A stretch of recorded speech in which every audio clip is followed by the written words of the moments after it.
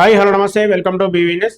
రాష్ట్ర రాజకీయాల్లో నిన్న కోమటిరెడ్డి వెంకటరెడ్డి గారి ప్రసంగం చర్చనీయాంశమైంది.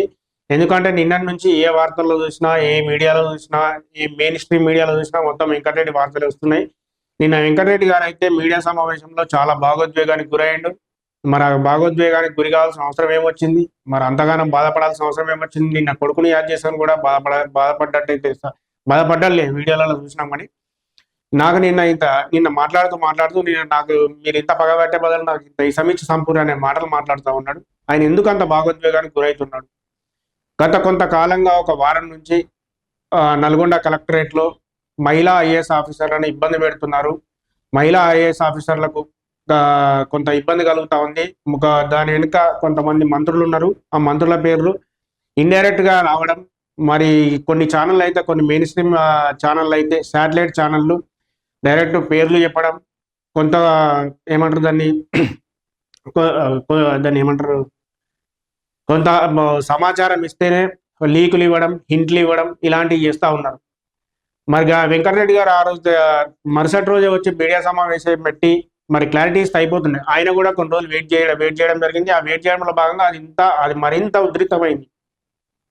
దీనిలో భాగంగా BRS party social media, Congress party social media వీళ్ళ వల్లనే ఇదంతా రచ్చరేచింది.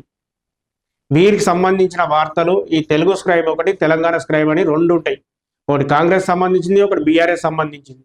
ఇవి రెండు పేపర్లు వస్తూ ఉంటాయి. వాళ్ళ కారణం అయి ఉందో లేదో నాకు తెలియదు, కానీ ఈ రెండు పేపర్ల రూపంలో సోషల్ మీడియాలో వైరల్ అవుతూ ఉంటాయి. ఈ రెండు పేపర్లు, తెలుగు స్క్రైబ్, తెలంగాణ స్క్రైబ్.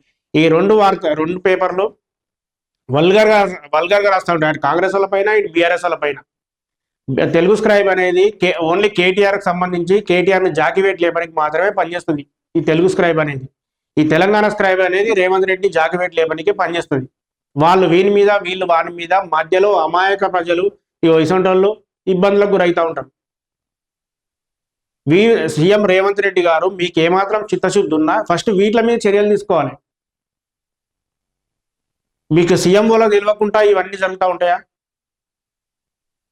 ఒక వ్యక్తి మీద సరే ఆయన తప్పు చేసింటే నిజంగా బయటికి లీకులు ఎందుకు? మీరే చర్యలు తీసుకోవాలి, లేకపోతే మీరే సమీక్షించుకోవాలి, మీరే మాట్లాడుకోవాలి. ఇప్పుడు బయటికి లీకులు ఇచ్చి ఎవరి పార్టీ పరువు పోతుంది? మీ పార్టీ పరువు పోతుంది, మీ క్యాబినెట్ పరువే పోతుంది కదా. ఈ తెలుగు స్క్రైబ్, తెలంగాణ స్క్రైబ్ ఈ రెండిట్ల మీద చర్యలు తీసుకుంటే, వీరు నిర్మూలించగలిగితే ఈ తెలంగాణ రాష్ట్రంలో ఏళ్ళు ఉంటుంది సోషల్ మీడియాలో. ఈ రెండు చేసే ఘనకార్యాల వల్లనే తెలుగు స్క్రైబ్, తెలంగాణ స్క్రైబ్ ఈ రెండిట్లు చేసే విధ్వంసం వల్లనే ఈ రాష్ట్రంలో ఇన్ని అవాంఛనీయ ఘటనలు జరుగుతున్నాయి. మంత్రులకే దిక్కులేనప్పుడు ఇప్పుడు సామాన్య ప్రజలకు ఏం దిక్కుంటది? మంత్రులది ఓన్లీ ముఖం మాత్రమే మార్ఫింగ్ చేసి వేస్తా ఉన్నారు. రేపు సామాన్యుడు చేస్తే సామాన్యుడు డైరెక్ట్ చేస్తూ ఉంటారు కదా, డైరెక్ట్ మార్ఫింగ్ చేస్తారు కదా. ఈ విషయం నిజంగా సీఎం రేవంత్ రెడ్డి గారి వరకు చేరేదాకా చూడండి. సీఎం రేవంత్ రెడ్డి గారు ఈ రెండిట్ల మీద చర్యలు తీసుకుంటే రాష్ట్రంలో ఎలాంటి ఇబ్బందులు ఉంటాయి. నిన్న ఆయన ఏమంటున్నాడు?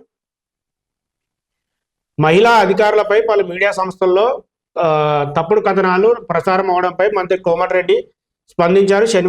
శనివారం మీడియాతో మాట్లాడుతూ మహిళా అధికారులపై చెప్పలేని భాషలో కొన్ని ఛానల్స్ సోషల్ మీడియా వార్తలు రాయడాన్ని మంత్రి తీవ్రంగా ఖండించారు. ఆ సోషల్ మీడియాలో ఏమున్నాయి? ఇవే తెలుగు స్క్రైబ్, తెలంగాణ స్క్రైబ్. ఇవి రెండే. వాని మీద వీడు, వీని మీద వాడు. వీళ్ళు బట్టి వీళ్ళు నిరంగా మరీ అద్మానంగా విధ్వంసం సృష్టిస్తారు. ఇప్పుడు మెయిన్ స్ట్రీమ్ వార్తలు ఏమున్నాయి? ఫస్ట్ రాజ్ న్యూస్లో వచ్చింది ఇండైరెక్ట్ గా, తర్వాత ఎన్టీవీలో వచ్చింది. ఎన్టీవీలో డిలీట్ అయింది కానీ రాజ్ న్యూస్లో డిలీట్ కాలేదు. రాజ్ న్యూస్ ఎవరికి సంబంధించిన ఛానల్ గమనించాలి.